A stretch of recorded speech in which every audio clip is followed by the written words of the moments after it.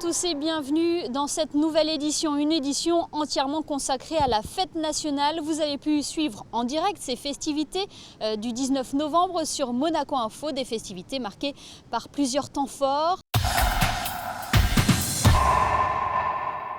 Nous reviendrons dans cette édition sur la célébration de la messe solennelle d'Action de Grâce et du Te Deum auquel a participé la famille princière en la cathédrale de Monaco. Retour également sur la prise d'armes et le défilé militaire sur la place du Palais Princier. Puis un mot sur ces traditions qui entourent la fête du prince, comme cette tradition sociale avec la remise des colis au foyer Régnier III ou le traditionnel déjeuner du corps diplomatique et consulaire en principauté.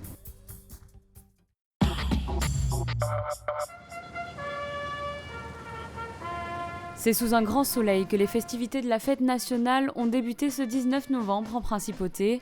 Le prince souverain accompagné de ses deux sœurs, son Altesse royale la princesse Caroline de Hanovre et la princesse Stéphanie, ont assisté dès 10h à la traditionnelle messe solennelle d'Action de Grâce et du Te Deum en la cathédrale de Monaco.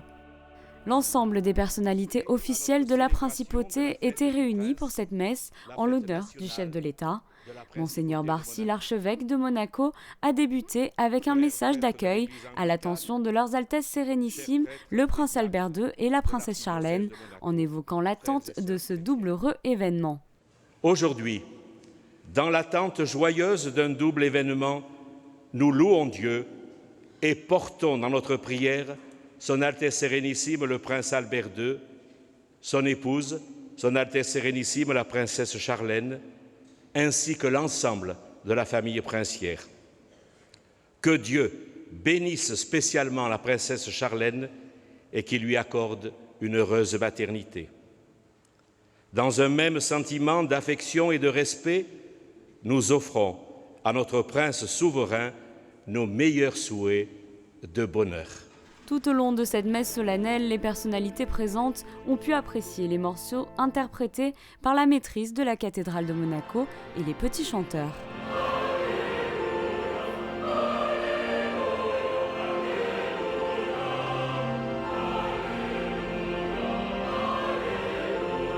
Traditionnellement, Monseigneur Barcy a prononcé son homélie, un message pour la paix et le respect entre les peuples.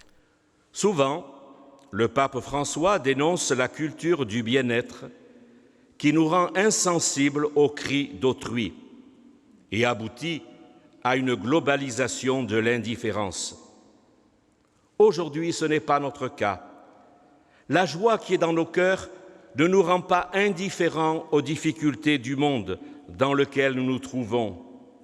Guerre, terrorisme, persécution des chrétiens et des minorités religieuses dans de nombreux pays, crise économique, déchets et gaspillage qui détériorent l'environnement et la nature, familles qui se brisent par refus de réconciliation, non-respect de la vie de sa naissance à sa fin naturelle.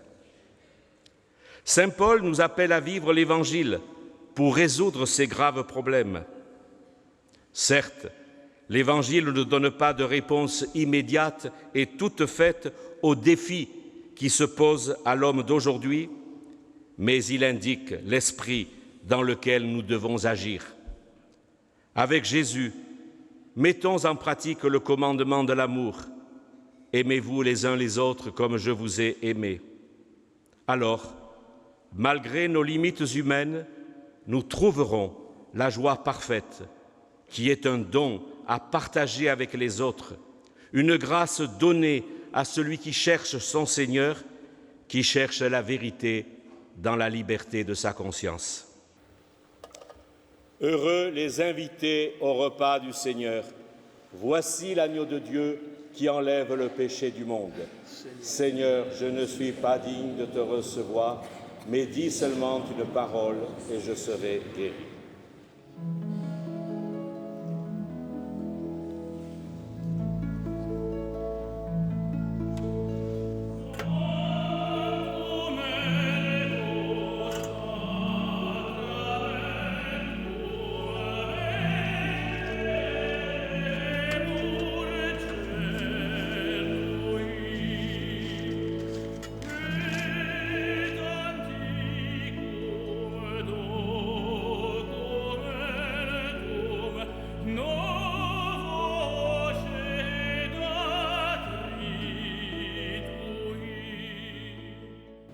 Dans la charité du Christ, donnez-vous la paix.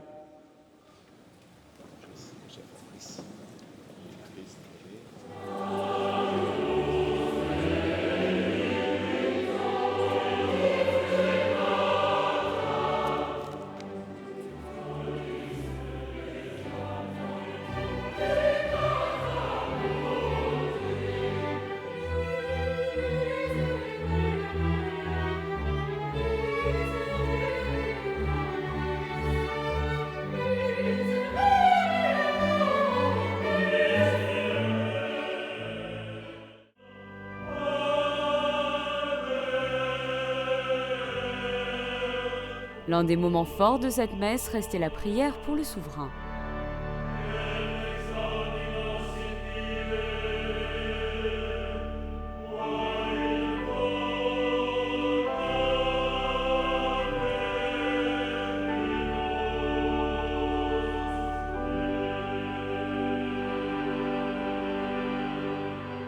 Et enfin, autre moment intense de cette célébration religieuse, le Te Deum.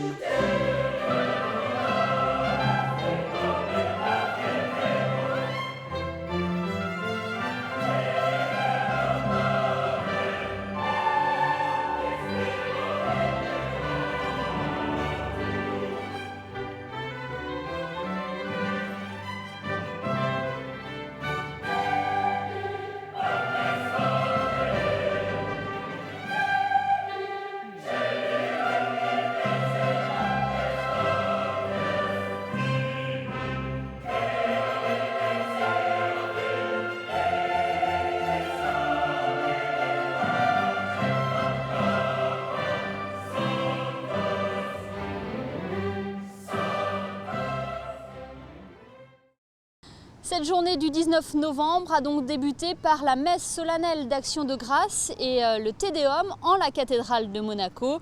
La famille princière a assisté à ce premier temps fort de cette fête nationale monégasque. Alexandra Pani revient sur cet événement. Cette fête nationale est l'occasion pour les Monégasques de célébrer leur identité et leur tradition. Ils étaient d'ailleurs nombreux sur la place du Palais pour assister au deuxième temps fort de cette journée, la prise d'armes et le défilé militaire. Le reportage d'Alexandra Pani. Aux honneurs!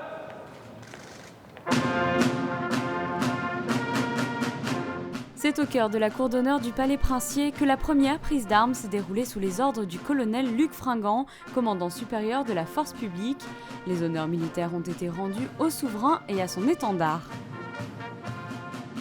Le prince Albert II a ensuite remis les galons et décorations aux membres de la force publique, avant de décerner les médailles du travail et les médailles d'honneur au personnel civil du Palais Princier.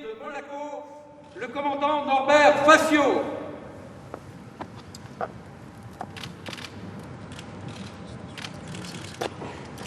À la compagnie des carabiniers du Prince, le capitaine Gilles Convertini.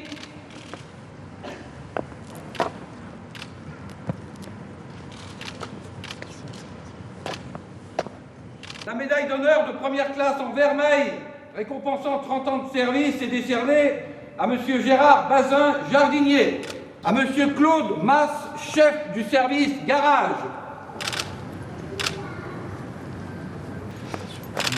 à M. Christian Garcia, chef cuisinier.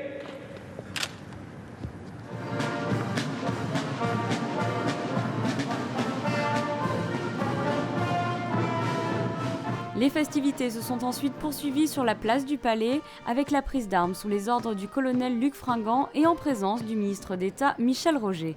Portez armes, reposez armes, repos, calme.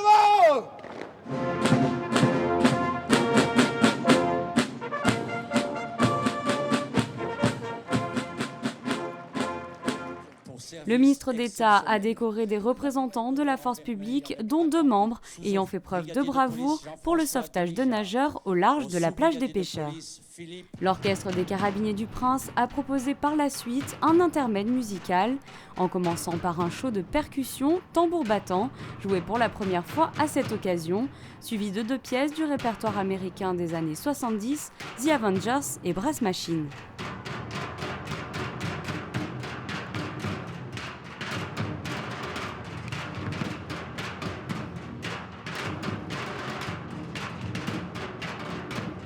Le traditionnel défilé a débuté aux alentours de 12h30 sur la place du Palais.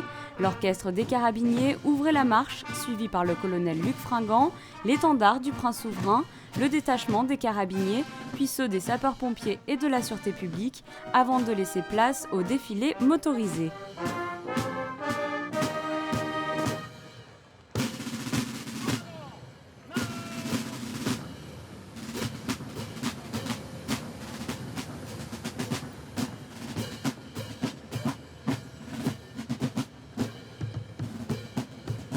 Cette année, un détachement exceptionnel du 1er régiment étranger de la Légion étrangère, ainsi que 56 musiciens, ont été conviés au défilé. La principauté a de tout temps tissé des liens étroits avec la Légion. Le prince Albert II avait d'ailleurs été invité à la célébration du 151e anniversaire de la bataille de Cameron le 30 avril dernier.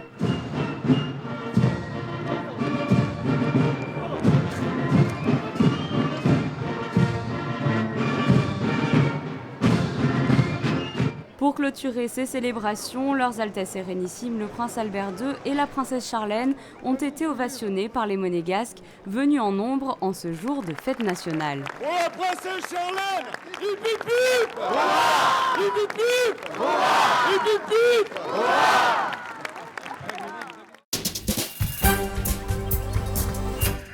Les cérémonies et festivités de la fête nationale sont le reflet des spécificités et des traditions monégasques. Vous venez d'en découvrir 2 d'entre elles, avec les traditions religieuses et nationales. S'ajoutent à cela les traditions festives. La soirée de gala est venue clôturer cette journée de fête nationale. L'Opéra de Monte-Carlo a présenté Roméo et Juliette de Charles Gounod.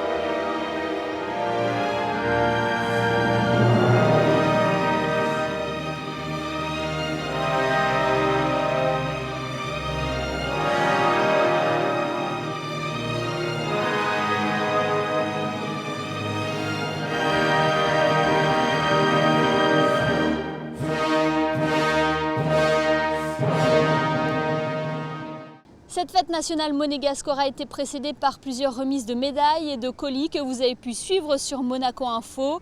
Ce mardi, des colis gourmands étaient remis aux aînés monégasques au foyer Régnier III. Des colis, comme vous pouvez le voir sur ces images, remis par son Altesse Sérénissime, la princesse Stéphanie. Toujours dans l'actualité en bref, le corps diplomatique s'est retrouvé à l'hôtel Hermitage à l'issue des festivités de la matinée sur le Rocher. Un rendez-vous annuel très apprécié par les ambassadeurs. Voilà pour ces premiers temps forts de la fête nationale monégasque. Passons à présent aux prévisions météo pour les prochains jours.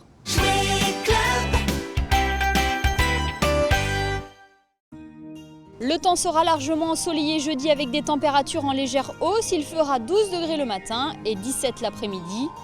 Belle journée également vendredi avec des températures stationnaires. Le week-end s'annonce assez doux avec un soleil généreux samedi. Même cas de figure dimanche avec un temps sec et agréable. Les températures seront au-dessus des normales de saison. Il fera 18 degrés au meilleur moment de la journée.